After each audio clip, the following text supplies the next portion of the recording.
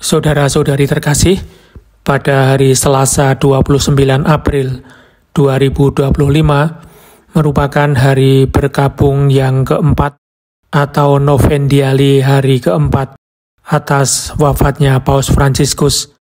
Perayaan Ekaristi dipimpin oleh Kardinal Mauro Gambetti, Imam Agung Basilika Santo Petrus. Dalam perayaan Ekaristi ini hadir para kanonik dari Basilika-Basilika Kepausan. Berikut ini homili beliau.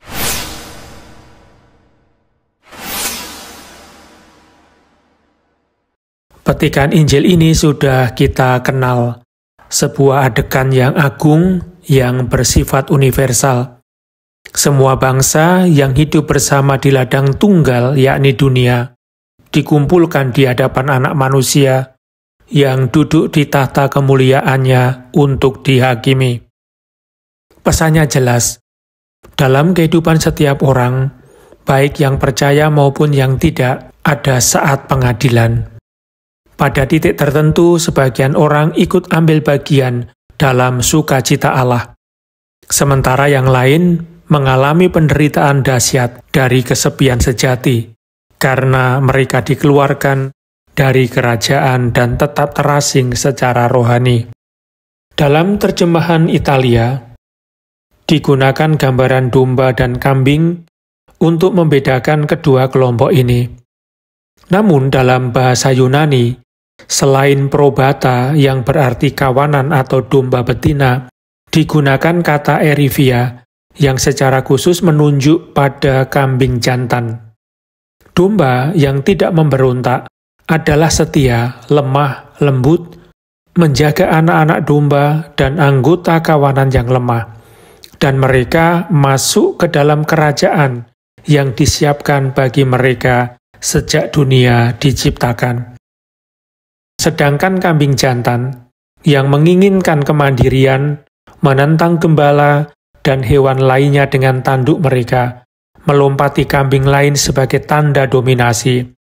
Dan saat bahaya datang, mereka hanya memikirkan diri sendiri dan bukan kawanan. Api kekalah tujuan akhir mereka. Maka wajar jika kita bertanya, dalam kehidupan pribadi dan kelembagaan, gaya hidup manakah yang kita wujudkan? Jelaslah bahwa menjadi bagian atau tidak dari kerajaan Allah tidak tergantung pada pengenalan eksplisit akan Kristus. Tuhan, kapankah kami melihat Engkau lapar, haus, sebagai orang asing, telanjang, sakit atau di penjara?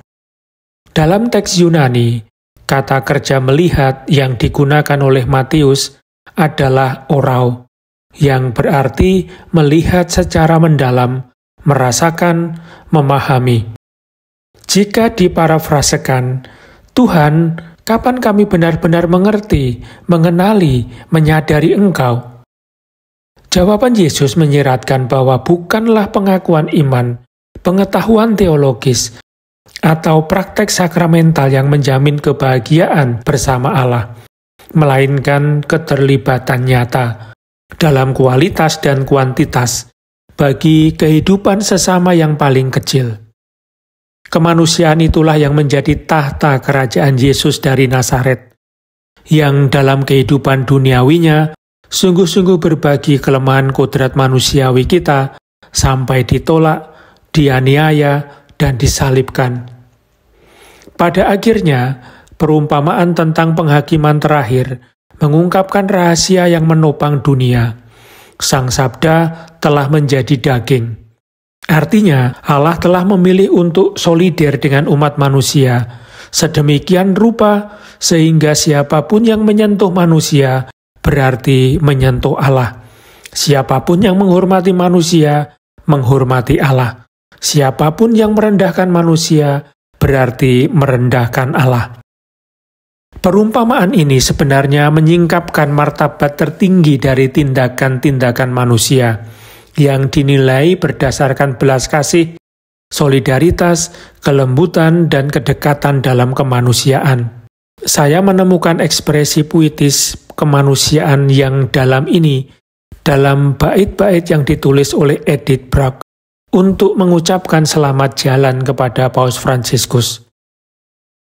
Kami telah kehilangan seorang manusia yang hidup dalam diriku, seorang manusia yang mencintai, terharu, menangis, menyerukan perdamaian, tertawa, mencium, memeluk, tergerak dan menggerakkan hati, menyebarkan kehangatan. Cinta dari orang-orang dari segala warna kulit dan dari manapun membuatnya mudah kembali. Ironi dan semangat menjadikannya bijaksana. Kemanusiaannya menular, melembutkan bahkan hati yang sekeras batu. Dari segala penyakit, yang menyembuhkannya adalah imannya yang sehat dan berakar di langit. Kemanusiaan Kristiani menjadikan gereja sebagai rumah bagi semua orang. Betapa relevannya kata-kata Paus Fransiskus dalam pembicaraan dengan para Yesuit di Lisbon pada tahun 2023. Semua dipanggil untuk hidup dalam gereja. Jangan pernah lupakan itu. Sebagaimana dicatat dalam Kisah Para Rasul, Petrus telah menyatakannya dengan jelas. Sesungguhnya aku mengerti bahwa Allah tidak membedakan orang, tetapi di setiap bangsa, siapapun yang takut akan Dia dan melakukan yang benar diterima olehnya. Kutipan dari bacaan pertama ini adalah kesimpulan dari pertemuan Petrus dengan orang-orang kafir, Cornelius dan keluarganya.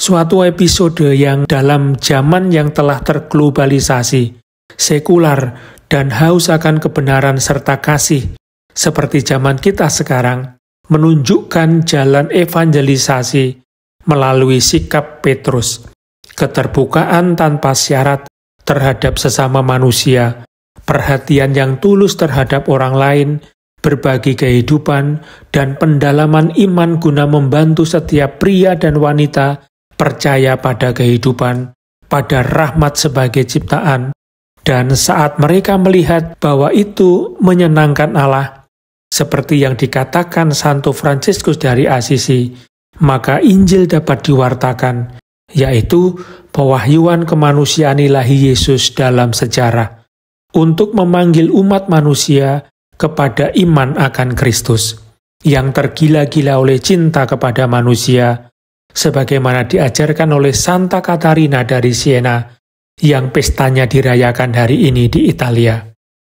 Dengan demikian, nilai penuh dari pengakuan iman, teologi yang sehat, dan sakramen-sakramen yang memperkaya hidup dalam roh bisa diwujudkan bagi semua.